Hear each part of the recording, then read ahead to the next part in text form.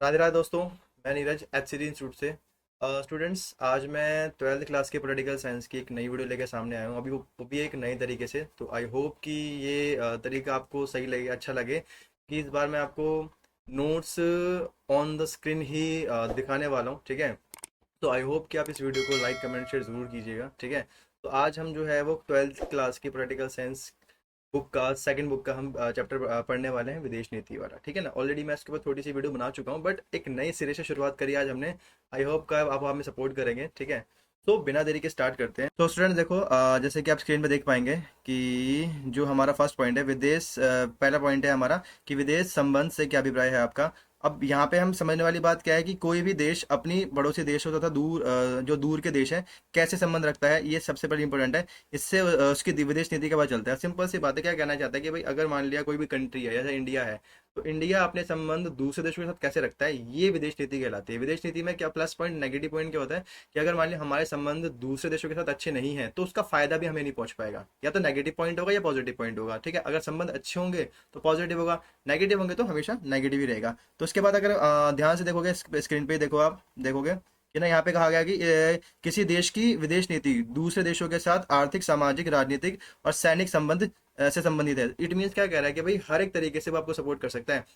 सामाजिक हो गया, आर्थिक हो गया, राजनीतिक हो गया, और आप इसमें देखोगे राजनीतिक, सैनिक संबंध और साथ साथ में संबंधित है। तो ये जितनी भी लाइन जो मैंने ये ड्रॉ कर रहा हूँ, आपको दिखा रहा हूँ स्क्रीन पे, ये जो है वह किसी भी देश की दूसरे देशों के साथ सामाजिक, आर्थिक और राजनीतिक स्थिति को दिखाता है। भारत ने अपनी विदेश नीति में सभी देशों की संप्रभुता का सम्मान तथा शांति कायम करके अपनी सुरक्षा प्राप्त करने की लक्ष्य रखा है। तो ध्यान देखना, इस लाइन का मतलब क्या है कि भाई भारत मेन के चाहता है कि भाई मैं जो है वो दूसरे देशों के साथ अपने संबंध तो रखूं, लेकिन मेरा मेन फोकस रहेगा किस पे। एक तो ये है संप्रभुता का सम्मान, ठीक है ना, यानी कि डिग्निटी की सम्मान, और साथ साथ में शांति कायम रखना और अपनी सुरक्षा प्राप्त करने का लक्ष्य रखा है। मतलब वो मेनली ये चाहता है कि भाई ऐसा है, दूसरे देशों के साथ हमारे संबंध भी अच्छे रहे और साथ साथ में हम उसकी संप्रभुता की भी रिस्पेक्ट करते रहें। ठीक है, तो उसके बाद नेक्स्ट पॉइंट जो हमारा आ रहा है वो ये है कि भाई नेहरू की विदेश नीति का मुख्य तत्व क्या था। अब जो हमारे पहले जो फॉरेन मिनिस्टर थे वो नेहरू थे, आपको पता होना चाहिए। ठीक है ना, अब बात करते हैं इन्हीं के बारे में। तो ये देखो, इसमें बताया कि नेहरू की जो विदेश नीति उसके मेन तत्व क्या है, कि मतलब नेहरू जी क्या चाहते थे कि भाई जो विदेश नीति है भारत की वो कैसी हो। तो वो मेनली ये चाहते थे कि भाई हमारे विदेश नीति कैसी हो कि ये देखो पहला पॉइंट दे रखा है आपको कि भाई ये रहा पहला पॉइंट है, कठिन संघर्ष से प्राप्त संप्रभुता को बचाए रखना और साथ साथ में क्षेत्रीय अखंडता को बचाए रखना और तेज रफ्तार से विकास करना। यानी कि तीन प्रकार की विदेश नीति में इनको इंक्लूड किया गया है। ठीक है, इस पर ध्यान देंगे। तो क्या है, पहला है आपका कठिन संघर्ष में संप्रभुता को बनाए रखना। संप्रभुता मतलब होती है यही तरीके से डिग्निटी, अपना मान सम्मान बचाए रखना। ये हमारे जो पहले विदेश विदेश मंत्री थे, तो नेहरू का पहला पॉइंट था कि भाई ऐसा है, हमें ना अपनी विदेश नीति में सबसे इंपॉर्टेंट जो है वो इसको इसी चीज को रखना है कि भाई हमें संप्रभुता का रिस्पेक्ट करनी। दूसरा है क्षेत्रीय अखंडता को बनाए रखना, यानी कि जितने भी कंट्री स्टेट भारत में है उन सबको एक करके रखना, अलग नहीं करना। ये नेहरू की दूसरी वो है वो था लक्ष्य था। तीसरा लक्ष्य है तेज रफ्तार से आर्थिक विकास करना। और जाहिर सी बात है, आज़ादी के बाद जो है हमारी इकोनॉमी गिर चुकी थी, तो ऐसी कंडीशन में अपनी अर्थव्यवस्था को बढ़ाना नेहरू जी की विदेश नीति का तीसरा एक महत्वपूर्ण लक्ष्य था। ठीक है ना, अब बात करते हैं नेक्स्ट पॉइंट के बारे में। देखो नेक्स्ट पॉइंट है आपका ये रहा कि नेहरू की विदेश नीति के मूल सिद्धांत, कि नेहरू जो थे उनकी विदेश नीति का मेन टारगेट या मेन जो बेस थे, मूल सिद्धांत थे, वो क्या थे। तो जरा हम देखेंगे, अब देखो स्क्रीन पे देखो, आपको दिख रहा होगा। ठीक है, मैं मार्क करते हुए चलूंगा। पहला है आपका सामाजिक, आर्थिक और राजनीतिक विकास करना। फिर दूसरा है आपका गुटनिरपेक्षता की नीति। तीसरा है आपका पंचशील समझौता। फिर उसके बाद ये रहा साम्राज्यवाद, उपनिवेशवाद का विरोध। और है विदेश शांति का प्रयास और साथ साथ में लोकतंत्र का सम्मान और मानवाधिकारों का सम्मान और विभिन्न देशों के बीच शांति, मित्रता बनाना। ठीक है ना, अब ये सारी चीजें जो है वो जो हमारे वो हैं जवाहरलाल नेहरू जो हमारे विदेश मंत्री थे, उन सबका लक्ष्य था, उन सबका ये बेस था कि भाई भारत की जो विदेश नीति है उसके मूल सिद्धांत क्या है, उसका बेस क्या है। तो ये सब उसके बेस है। अब इनको एक एक करके समझते चलिए। ठीक है, एक सेकंड में इसको erase कर दूं आपका। ठीक है, तो सबसे इंपॉर्टेंट चीज थी, पहला हम एक्सप्लेन करते हैं। तो पहली चीज है आपके सामाजिक, आर्थिक, राजनीतिक विकास करना। कि मतलब नेहरू जी चाहते थे कि भाई आज़ादी के बाद हमारे संबंध दूसरे देशों से इतने अच्छे होने चाहिए ना कि हमें इकोनॉमिकली यानी कि सामाजिक, आर्थिक और राजनीतिक तीनों तरीके से सपोर्ट मिल सके, या हम भी तीनों तरीके से विकास कर सके। ठीक है, दूसरा पॉइंट समझते हैं। दूसरा पॉइंट है हमारा गुट निरपेक्षता की नीति। देखो अगर आपने पहली बुक का फर्स्ट चैप्टर आपने पढ़ा होगा शीत युद्ध वाला, ट्वेल्थ क्लास का, तो आपने इसमें गुट निरपेक्षता के बारे में पढ़ा होगा, जिसको आप नाम बोलते हो, ठीक है ना, यानी कि नॉन अलाइंग मूवमेंट, ठीक है, नाम के बारे में आपने ऑलरेडी पढ़ा होगा, ठीक है। तो इसको हिंदी में आप गुट निरपेक्ष ही बोलते हैं, ठीक है। अब बात आती है कि गुट निरपेक्षता की नीति। अब गुट निरपेक्षता की नीति में क्या था, आपने पढ़ा होगा शीत युद्ध के टाइम पे पूरा विश्व है दो पार्ट्स में डिवाइड हो गया था, ठीक है। तो ऐसी कंडीशन में लोग देशों के सामने सिर्फ एक कंडीशन ये थी कि भाई या तो वो अमेरिका में शामिल हो जाए या यूएसएसआर में शामिल हो जाए, जिसको आप सोवियत संघ बोलते हो। अब नेहरू जी ने क्या किया कि भाई तीसरा ऑप्शन सामने लेके आए, वो था आपका गुट निरपेक्ष, यानी कि अगर जिसको ना ही अमेरिका में शामिल होना ना ही सोवियत संघ में शामिल होना, वो किस में आ जाएगा, आपका गुट निरपेक्षता में आ जाएगा। गुट निरपेक्षता का मेन लक्ष्य था शांति व्यवस्था बनाए रखना और विकास करना, तो ये भी उनकी विदेश नीति का एक मुख्य अंग था। क्लियर है? चलिए नेक्स्ट पॉइंट की तरफ बढ़ते हैं अपने, ठीक है। अब बात आती है, नेक्स्ट है आपका पंचशील समझौता। देखो पंचशील समझौता क्या था उसके बारे में पढ़ लेते हैं। पंचशील समझौता चाइना और इंडिया के बीच में हुआ था, आपको पता होना चाहिए। इसमें तीन चार चीजें मुख्य थी कि भाई हम जो है वो एक दूसरे की अंदरूनी मामले में हस्तक्षेप नहीं करेंगे, लेकिन आर्थिक राजनीतिक सामाजिक सपोर्ट जरूर कर सकते हैं, व्यापार ज्यादा करेंगे, और लड़ाई और जो दूसरे देशों पे कब्जा होता है इन सब पे हम ध्यान नहीं देंगे, यानी इन सबको दूर रखेंगे। ये पंचशील समझौता था, ठीक है ना, जो कि इंडिया और चाइना के बीच में हुआ था। तो ये भी उनकी विदेश नीति का ही एक मूल तत्व है। नेक्स्ट है आपका साम्राज्यवाद उपनिवेशवाद का विरोध करना। वही वाली साम्राज्यवाद का मतलब होता है अगर एक देश किसी कमजोर कंट्री पे कब्जा कर लेता है तो अपना साम्राज्य उस पर थोपने की कोशिश करता है ना, तो इसको हम साम्राज्यवाद कहते हैं। यानी कि अगर एक ताकतवर देश किसी गरीब देश पे कब्जा कर लेता है तो उस पर सारे अपने रूल्स रेगुलेशंस अपना ये रीति रिवाज सब थोपने की कोशिश करता है, दैट इज कॉल्ड साम्राज्यवाद। दूसरा है आपका उपनिवेशवाद का विरोध, और साथ साथ इसको भी उपनिवेशवादी कह सकते हो, यानी कि अगर किसी एक देश ने दूसरे देश पे कब्जा कर लिया, उसके संसाधन छीन लिए, संसाधन का यूज कर रहा है और बाद में उसको सपोर्ट मतलब उस देश का डेवलपमेंट नहीं कर रहा है लेकिन उसके संसाधनों का यूज कर रहा है, इसको बोलते हैं उपनिवेशवाद। तो ये सब भी ये जो नेहरू है, नेहरू की विदेश नीति का कहीं ना कहीं अंग थे। नेक्स्ट है आपका ये रहा कि लोकतंत्र का सॉरी विश्व शांति के लिए प्रयास। तो ये आपने मैं ऑलरेडी बता चुका हूँ कि विश्व शांति के लिए प्रयास का मतलब क्या है कि नेहरू का मेन मोटिव था कि भाई देश में डेवलपमेंट तभी हो सकता है जब उसके संबंध अच्छे हों दूसरे देशों के साथ, यानी कि उसकी विदेश नीति अच्छी हो, या फिर शांति व्यवस्था सबसे इंपॉर्टेंट है, यानी कि कोई भी कंट्री आपस में लड़े ना तभी हम डेवलपमेंट कर सकते हैं। नेक्स्ट है आपका, आगे बढ़ते हैं, ये है लोकतंत्र का सम्मान, वही डेमोक्रेसी। सिंपल सी बात है। अब हमने भारत ने कभी तो डेमोक्रेसी देखी नहीं है। डेमोक्रेसी कौन लेके आए यहाँ पे? ब्रिटिशर्स लेके आए थे, ये आपको पता होना चाहिए, ठीक है ना। अब यहाँ पे जो डेमोक्रेसी लेके आए थे वो ब्रिटिशर्स लेके आए थे, क्योंकि भारत में तो स्टार्टिंग से क्या था, राजतंत्र था, ठीक है। तो क्या कह रहा है कि भाई अब कई लोगों को ना लोकतंत्र जो अच्छा भी लगा। लोकतंत्र बेसिकली क्या होता है, डेवलपमेंट, लोगों को अधिकार देता है, लेकिन राजतंत्र में क्या होता है कि लोगों के पास अधिकार नहीं होते। राजा ने जो डिसीजन ले लिया, जो रूल्स एंड रेगुलेशन बना दिए वो आपको मानने पड़ते हैं, लेकिन लोकतंत्र में क्या होता है, अधिकार जो होते हैं वो लोगों के पास होते हैं। तो कहीं ना कहीं नेहरू को ना भारत में लोकतंत्र अच्छा लगा कि भाई लोकतंत्र होना जरूरी है, इसलिए जो उन्होंने क्या मेन मोटिव रखा कि भाई ऐसा है हमारी विदेश नीति में लोकतंत्र सबसे ऊपर रहेगा, कि भाई लोकतंत्र का सम्मान, यानी कि लोगों को अधिकार दिया जाएगा, लोगों के पास ये अधिकार होगा कि भाई वो किसी भी सरकार को इजीली चुन सकते हैं। नेक्स्ट है आपका मानव अधिकारों का सम्मान। सिंपल सी बात है, जो आपको मानव अधिकार मिले, स्वतंत्रता, सम्मान, समानता, जो भी आपको मौलिक अधिकार मिले हुए, और साथ साथ में जो भी और अधिकार, जो मानव अधिकार मिले कि भाई आपका कोई शोषण नहीं कर सकता, ठीक है, आपको कोई अपने तरीके से चला नहीं सकता, यानी कि आप कोई आपसे ये नहीं कह सकता कि भाई आप ये ड्रेसिंग सेंस यूज करो, ये रीति रिवाज फॉलो करो, कोई नहीं कह सकता। तो ये मानव अधिकारों का सम्मान करना भी हमारी विदेश नीति का ही एक हिस्सा था। लास्ट पॉइंट है आपका विभिन्न देशों के बीच शांति मित्रता बढ़ाना। सिंपल सी बात है। अब जो मैंने चैप्टर के स्टार्टिंग में बताया था आपको कि विदेश नीति का सबसे बड़ा पहलू क्या है कि भाई एक कंट्री ना दूसरी कंट्री के साथ संबंध कैसे बनाती है। अगर हमारे संबंध दूसरे अपने हमारे पड़ोसी के साथ अच्छे नहीं रहेंगे तो हम डेवलपमेंट कहाँ से कर पाओगे। सिंपल सी बात है, आप एक इमेजिन करो, ठीक है, इमेजिन करो कि भाई आप एक सोसाइटी में रहते हो, और सोसाइटी में बेसिकली क्या है, सोसाइटी में आपके संबंध आपके पड़ोसी के साथ अच्छे नहीं है, और बाय चांस आपके ऊपर कोई मुसीबत आ गई, कोई प्रॉब्लम आ गई, तो आपके पड़ोसी आपका साथ नहीं देंगे। क्यों? क्योंकि उनको पता है कि भाई ये पर्सन कैसा है, ठीक है ना। तो इसलिए पड़ोसियों के साथ, अपने जो हमारे पड़ोसी देश है उनके साथ संबंध बनाने, अच्छे अच्छे संबंध बनाने जरूरी है, ताकि इन फ्यूचर कभी हम पे प्रॉब्लम आ सके तो वो हमें सपोर्ट कर सके। जैसे कि कोविड-19 के टाइम पे आपने देखा ही होगा, हमने कई देशों को सपोर्ट किया कोवैक्सीन को लेके, उन्होंने हमारे भी सपोर्ट किया। तो ये सब क्यों हो पा रहा है? बिकॉज ऑफ क्योंकि भारत के विदेश संबंध बाकी कंट्रीज के साथ अच्छे हैं, ठीक है ना।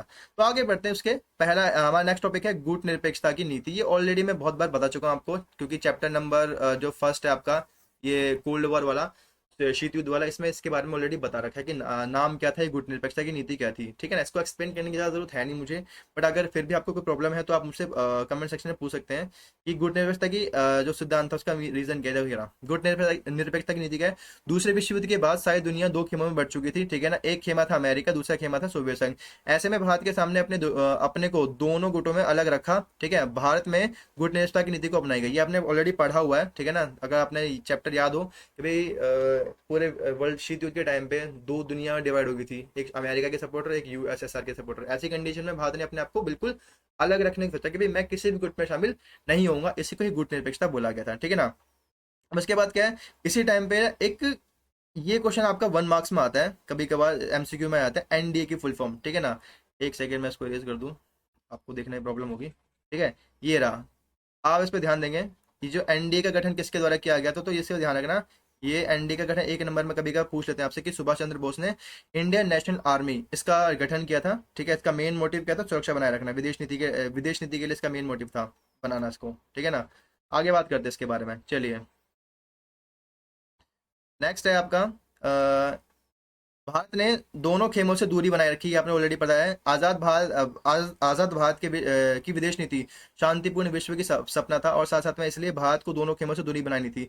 भारत ने अपने आप को नाटो और वार्सा पैक्ट संधि से दूर रखा, और साथ साथ में भारत ने हमेशा विभिन्न देशों के बीच समझौता करने का प्रयास किया। देखो अब इसके बाद थोड़ा सा एक्सप्लेन कर लेते हैं। ये आपको पता होगा नाटो सीटो सेंटो क्या था, ठीक है। मैं बताता हूँ, ठीक है। नाटो, ठीक है, और आपका सीटो, सीटो, ठीक है, और सेंटो हो गया। ये तीनों के तीनों जो सैन्य संगठन थे किसके थे? अमेरिका के थे। और जो आपका वो था सोवियत संघ यानी कि यूएसएसआर, इसका जो गुट का नाम था वो था वार्सा पैक्ट, ठीक है। तो अब सारी दुनिया के सामने ये प्रॉब्लम थी, इस ऑप्शन था कि भाई वो या तो नाटो सीटो सेंटो में से किसी एक में शामिल हो जाए, या फिर वार्सा पैक्ट में शामिल हो जाए। तो भारत ने क्या किया, पूरे वर्ल्ड को तीसरा ऑप्शन दिया, किसका? नाम का, कि भाई जो लड़ाई नहीं चाहते, जो शांति व्यवस्था रखना चाहते हैं, वो नाम में आ जाए, ठीक है ना। तो क्या किया भारत ने हमेशा विभिन्न देशों के साथ बीच समझौता करने का प्रयास किया। 1956 में ब्रिटेन ने मिस्र पर आक्रमण किया था, भारत ने इसका विरोध किया था। तो मतलब सिंपल सी बात है, क्या बताना चाहता है कि भाई भारत ना ना अपने ऊपर हमले होने देना चाहता, ना ही किसी और पे। जैसे कि ये एग्जांपल्स पे आ जाएगा ना, ये एक नंबर का बाई चांस पूछ सकते हैं कि भाई ब्रिटेन ने मिस्र पर आक्रमण कब किया था। तो इसका भी भारत ने विरोध किया कि भाई कब्जा गलत होता है, यानी कि एक देश दूसरे पे कब्जा नहीं कर सकता इस प्रकार से। सोवियत संघ ने हंगरी पर आक्रमण किया था, भारत ने इसका विरोध नहीं किया। अब देखो क्या है, अब क्या, जब सोवियत संघ ने, क्योंकि सोवियत संघ बेसिकली क्या था, एक हमारा दोस्त है, आपको पता ही होगा कि भाई इंडिया का सबसे जो बेस्ट अच्छा दोस्त है वो रशिया ही है, ठीक है, जो कि सोवियत संघ का लीडर है, एक तरीके से उसका प्रतिनिधित्व करता है, ठीक है। तो भारत ने यहाँ पर क्या दिखाया कि भाई कहीं कहीं भारत यहाँ पे सही है, कि भाई वो किसी भी कब्जे के खिलाफ है, और कभी कभी वो बिल्कुल उसके आगे उसको आंखें मूंद लेता है। यानी कि उसने अपने दोस्त, जब उसके यूएसएसआर ने इस पे क्या कहते हैं, हंगरी पे आक्रमण किया, तो ऐसी कंडीशन में क्या हुआ, भारत ने उसका विरोध नहीं किया, ठीक है। तो इट मीन्स क्या कह रहा है कि कहीं कहीं भारत की विदेश नीति भी ना दोस्ती के चक्कर में रह जाती है, यानी कि सोवियत संघ उसका दोस्त था, तो उसका सपोर्ट करना उसका कर्तव्य बनता है कि हाँ ठीक है, ये कब्जा जो है वो सही है। ऐसी कंडीशन में हमें बस अपने संबंध दूसरे देशों के साथ सही बनाने पड़ते हैं। पाकिस्तान ने अमेरिका से पाकिस्तान अमेरिका के ज्यादा करीब आ गया था। सोवियत संघ सोवियत संघ का अच्छा दोस्त था। जैसे भारत, आपको पता ही है कि भारत जैसे अमेरिका है, अमेरिका स्टार्टिंग से ना पाकिस्तान को अपने कब्जे में करना चाहता है, कब्जे में अपने अंडर करना चाहता है कि वो भारत के करीब आ जाए। और ऐसी कंडीशन में भारत ने क्या किया, भारत ने भी अपना दोस्त बना, किसको बनाया? यूएसएसआर को बनाया, ठीक है ना। ये आपने पढ़ा होगा, क्योंकि हमें भी एक ऐसा पर्सन चाहिए जो हमें सपोर्ट कर सके खतरों के टाइम पे, ठीक है। तो इसलिए अमेरिका से भारत के संबंधों में खटास पैदा हुआ। तो कह रहा है कि ना कहीं अमेरिका भारत और रूस के संबंध से थोड़ा चिढ़ता भी है, क्योंकि अमेरिका नहीं चाहता कि भाई भारत का कोई ऐसा दोस्त बने जो बहुत पावरफुल हो, जैसे कि हमारा रशिया है, ठीक है ना। अब प्रेजेंट टाइम पर तो खैर हमारे संबंध सबसे अच्छे हैं, लेकिन कहीं ना कहीं अमेरिका जो है वो पाकिस्तान को अपने कब्जे में इसलिए करना चाहता था कि भाई वो भारत के करीब आ जाए, ठीक है, जिससे क्या हो। सिर्फ अब देखो यहाँ पे सारी बात घूम फिर के कहाँ पे आ रही? विदेश नीति पे। यानी कि हमने अपने संबंध किससे अच्छे बनाए? यूएसएसआर से। अमेरिका अपने संबंध किससे अच्छे बना रहा है? पाकिस्तान से। इट मीन्स क्या, कि कहीं ना कहीं ये आपके काम आएंगे ही आएंगे। यानी कि हो सकता है कि भाई उसको, अमेरिका को पाकिस्तान से लालच क्या है? जमीन का, यानी कि वहां के संसाधन संसाधन भी नहीं है वहां पे, मेन उसका मोटिव है इंडिया के करीब आना, ठीक है। दूसरा है, हमने सोवियत संघ से दोस्ती क्यों करी, क्योंकि हमें इन फ्यूचर कभी भी किसी भी आर्थ ये हथियारों की जरूरत पड़ सकती है, तो उसमें हमारी जो सोवियत संघ है वो हमारी हेल्प कर सकता है, ठीक है। तो ये टॉपिक हमारा यहाँ पे खत्म। अब हम बात करते हैं आगे की तरफ, चलिए। ओके, नेक्स्ट करते हैं। आगे है हमारा टॉपिक। ये जो टॉपिक है ये one of the most important topic है, इस पे आप टिक कर सकते हैं, ठीक है, इसको आप ध्यान देना।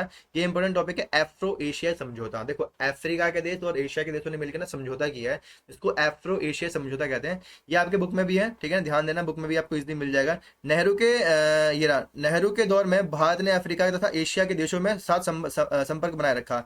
ये ऑलरेडी मैं बुक में भी दे रखा है, ठीक है ना, कि नेहरू ने क्या किया था अपने टाइम पे, जब हम आज़ाद हुए थे उसके उसके बाद उन्होंने क्या किया, अफ्रीका और जितने भी एशिया के देश हैं इन सबके संबंध अच्छे बनाने की कोशिश करी थी। और 1950 में, ये ध्यान देना, 1950 के दशक में नेहरू ने एशियाई एकता की परोपकारी की। मैंने उसने नेहरू ने क्या बोला कि भाई ऐसा एशिया और अफ्रीका के देशों को ना एक होना पड़ेगा, तभी जो है वो बैलेंस बन पाएगा, यानी कि क्योंकि एशिया के देशों को भी जरूरत है एक दूसरे की, और ऐसी अफ्रीका के देशों को भी जरूरत है एशिया के देशों की, ठीक है ना। अब ये 1947 के मार्च में महीने में एशियाई संबंध सम्मेलन आयोजन किया गया था, ठीक है ना, एफ्रो एशियाई सम्मेलन जिसको आप बोलते हो, इसको ध्यान रखना। भारत ने इंडोनेशिया की आज़ादी के लिए भी प्रयास किया था इसी टाइम पे, और भारत ने औपनिवेशन का प्रबल विरोधी था। औपनिवेशन का मैंने बता दिया कि अगर एक देश दूसरे देश पे कब्जा करता है, उसके संसाधन यूज करता है, उसको औपनिवेशीकरण बोलते हैं। तो ऐसी कंडीशन में क्या हुआ था, जब इसी टाइम पे 1950 के बाद, ये 50 के टाइम पर ही कह रहे हैं कि जब भारत ने ये इंडोनेशिया हो गया, इंडोनेशिया की आज़ादी के लिए भी भारत ने लड़ाई लड़ी, साथ साथ में और भी जो एशिया के देश, एशिया के कंट्रीज के देश हैं, इनके लिए भी भारत ने प्रयास किया, और साथ साथ में जो चाइना ने तिब्बत पे कब्जा किया था 50 के टाइम पर ही। तो ऐसी कंडीशन में ना भारत ने चाइना के खिलाफ चला गया था, क्योंकि उस टाइम पे चाइना हमारा अच्छा दोस्त था। लेकिन ये भारत की ये दिखा रहा है कि भाई भारत अपनी नीतियों पे खड़ा है, यानी कि उसने ये बोला कि हम जो है वो औपनिवेशीकरण के खिलाफ है, ठीक है ना। तो ऐसी कंडीशन में भारत ने चाइना के खिलाफ भी गया कि भाई आपने जो, हमने जो डिसीजन लिया था पंचशील में कि भाई हम एक दूसरे के देशों पे कब्जा नहीं करेंगे या औपनिवेशीकरण के विरोध में जाएंगे, तो भारत ने चाइना के अगेंस्ट चला गया था इसी इसी को लेके कि भाई ऐसा है, हमने वादा किया था कि हम किसी और देश पे कब्जा नहीं करेंगे, बट तू कर रहा है। तभी तो क्या हुआ था कि भाई उसके बाद हमारे संबंध चाइना के साथ खराब हो गए थे, तभी तो तिब्बत की वॉर हुई थी आपकी, ठीक है ना। तो ये सारे के सारे एफ्रो एशियाई समझौता जो है आपका जरूरी है, ध्यान रखना इसके बारे में, ठीक है।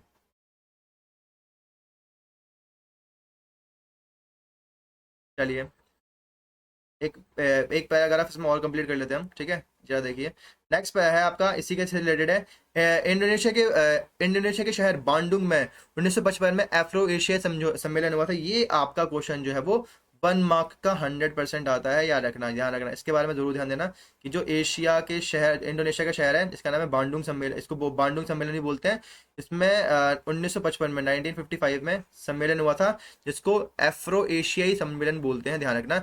इसे बांडुंग सम्मेलन कहा जाता है, तो ये ध्यान रखना, क्योंकि ये बांडुंग शहर में हुआ था, इसलिए इसको बांडुंग सम्मेलन भी बोलते हैं, और साथ साथ में इसको एफ्रो एशिया सम्मेलन दोनों ही बोलते हैं। तो चाहे दोनों आ जाए, चाहे एशियो ये रहा एफ्रो एशिया सम्मेलन आ जाए, चाहे बांडुंग सम्मेलन आए, दोनों एक ही हैं, और कब हुए आपके 1955 में, ध्यान रखना। और इसी सम्मेलन में गुट निरपेक्षता की भी नींव रखी गई थी, ये ध्यान रखना, ठीक है ना। ये इंपॉर्टेंट क्वेश्चन है कि भाई कूट निरपेक्षता की जो स्टार्टिंग हुई थी, नींव रखी गई थी, वो 1955 में ही हुई थी, और कहाँ हुई थी, बांडुंग सम्मेलन में, ठीक है। और ये पूछते हैं, अब आपको पता होगा कि भाई, एक तो पूछते हैं कि भाई जो नाम है, नाम की नींव कहाँ रखी गई, वो बांडुंग में रखी गई। और नाम का पहला जो सम्मेलन हुआ, पहली मीटिंग हुई, कहाँ हुआ था आपका, बेलग्रेड में, ठीक है ना। ये आपकी बुक में है, इसमें नहीं दिया हुआ है, लेकिन आप इसको मेंशन कर, बुक में हाईलाइट कर लेना कि जो आपका नाम था या गुटनिरपेक्ष था, गुटनिरपेक्ष का पहला सम्मेलन जो है वो बेलग्रेड में हुआ था 1961 में, 1961 में। ये नोट्स में नहीं है आपके, लेकिन फिर भी बुक में दे रखे ऑलरेडी, ठीक है। चलिए आगे बात करते हैं, लास्ट देख लो इस पैराग्राफ में। हम बात करने वाले हैं अब भारत की परमाणु नीति का आरंभ। देखो, परमाणु नीति ऑलरेडी मैंने बता दिया है कि भाई वीडियो में बता रखा है कि जो भारत की परमाणु नीति है वो क्या है, नो फर्स्ट यूज की है, यानी कि हम परमाणु हथियार बनाएंगे लेकिन यूज नहीं करेंगे। क्योंकि आपको पता है कि शीत युद्ध के टाइम पे जब सबसे ज्यादा परमाणु हथियार बनाए गए थे, ठीक है ना, अमेरिका ही परमाणु हथियार बना रहा था और यूएसएसआर ही परमाणु हथियार बना रहा था। तो ऐसी कंडीशन में उन्होंने कई सारी संधियां बनाई कि भाई परमाणु हथियार हमारे अलावा कोई और नहीं बनाएगा, यानी कि P5 कंट्रीज। इसके बारे में अगर याद हो आपको, तो P5 कंट्रीज कौन सी, जो परमाणु हथियार बनाने के, जिनके पास लाइसेंस है कि वो परमाणु हथियार बना सकते हैं। लेकिन भारत ने किसी भी संधि पर हस्ताक्षर नहीं करे थे। ये ऑलरेडी पता होना चाहिए आपको कि भारत जो था बोला कि भाई मैं परमाणु हथियार बनाऊंगा लेकिन किसी संधि पर हस्ताक्षर नहीं करूंगा। चलिए इस टॉपिक को खत्म कर लेते हैं बस आज। ठीक है, देखिए भारत ने 1974 के मई में परमाणु परीक्षण किया था। नेहरू ने विज्ञान और प्रौद्योगिकी पर विश्वास जताया।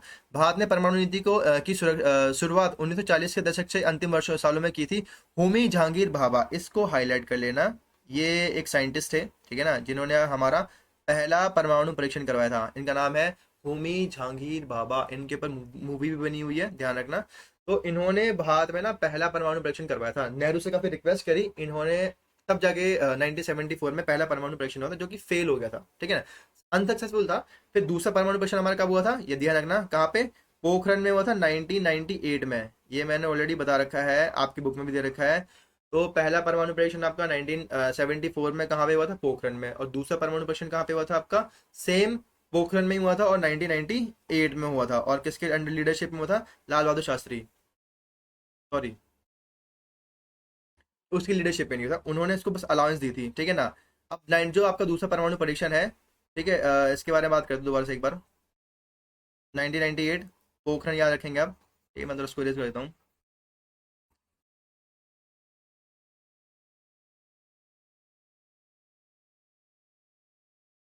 चलिए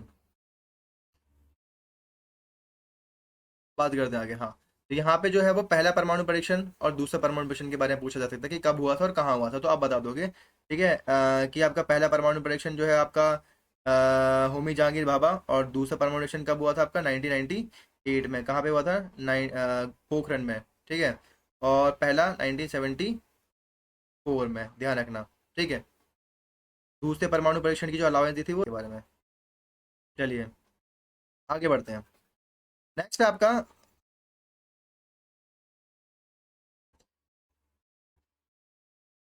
हाँ नेक्स्ट पॉइंट है आपका बेटा, भारत शांतिपूर्ण उद्देश्यों का उद्देश्य जो था आत्मरक्षा के लिए अणु ऊर्जा बनाना चाहता था। देखो ये कहा गया है कि भाई भारत जो है वो बेसिकली परमाणु हथियार इसलिए बनाना चाहता था कि वो शांति व्यवस्था बना रखे, क्योंकि अगर मान लिया एक देश के पास परमाणु हथियार है और दूसरे देश के पास परमाणु परमाणु हथियार नहीं है, तो ऐसी कंडीशन में जिसके पास है वो दूसरे देश पे हावी हो सकता है। तो भारत ने क्या बोला कि भाई अगर दोनों देशों के पास परमाणु हथियार होंगे ना तो शांति व्यवस्था इजिली बनाई जा सकती है। तो ये भारत का मानना ये था। और लेकिन सुरक्षा परिषद के स्थायी सदस्यों ने दुनिया के सामने 1968 में परमाणु अप्रसार संधि की योजना थोपना चाहता था। अभी आपने पढ़ा होगा ऑलरेडी कि 1998 1968 में जो जितने भी आपके P5 कंट्रीज है, इन सब ने क्या बोला कि भाई ऐसे हमारे अलावा परमाणु हथियार कोई और नहीं बनाएगा, इसलिए उन्होंने एक संधि बनाई जिसका नाम था परमाणु अप्रसार संधि, ठीक है ना। लेकिन भारत ने इस पर हस्ताक्षर नहीं किए थे, ध्यान रखना। भारत ने संधि का विरोध किया। यह संधि भेदभावपूर्ण थी, ठीक है। भारत ने ये बोला कि भाई ऐसा है, तुम बना सकते हो लेकिन हम क्यों नहीं बना सकते। इसी कंडीशन को न मानते हुए भारत ने क्या किया था, ये जो परमाणु अप्रसार संधि है, इस पर हस्ताक्षर नहीं किए थे, ध्यान रखना। उसके बाद क्या था, 1979 में 73 में 1973 में अरब इजराइल युद्ध हुआ था, जिसमें इसके बाद पूरे विश्व में तेल के लिए हाहाकार मच गया था। भारत में भी महंगाई बढ़ी और आर्थिक संकट सामने आने लगा। तो ये सब कंडीशन क्या दिखा रहा है आपको, ये सब कंडीशन दिखा रहा है कि भारत में अगर विदेश संबंध आपके अच्छे नहीं होंगे तो ऐसी ऐसी चीजों का सामना आपको करना पड़ सकता है, ध्यान रखना, ठीक है। तो आज की इस वीडियो में मैंने आपको ऑलमोस्ट ये लगा लो कि 30 से 40% चैप्टर कवर कर दिया है विद नोट्स, ठीक है। तो ये हमारी कुछ शुरुआत थी वीडियो की नए तरीके से, ठीक है, जिसमें मैं आपको वीडियोस के थ्रू ही नोट्स प्रोवाइड करवा रहा हूँ, ठीक है। तो आपके लिए इजी रहेगा, ठीक है, और आप इसको यदि नोट राइट डाउन भी कर सकते हो, जिसको समझ में आता है उसके लिए भी अच्छा, जिसके जो थोड़ा सा वीक है उनके लिए भी बहुत अच्छी चीज़ है ये, ठीक है। तो बाकी की चीज़ें हम जो है वो अपनी नेक्स्ट वीडियो में कवर करेंगे, जो कि भारत की परमाणु नीति से ही रिलेटेड है, ठीक है ना। ये हमारी नेक्स्ट वीडियो में कवर करेंगे हम। और ये जो है हमारा थोड़ा नया पैटर्न था। अगर आपको ये चीज़ें पसंद आई हैं तो लाइक कमेंट शेयर ज़रूर करना। तब तक के लिए राधे राधे।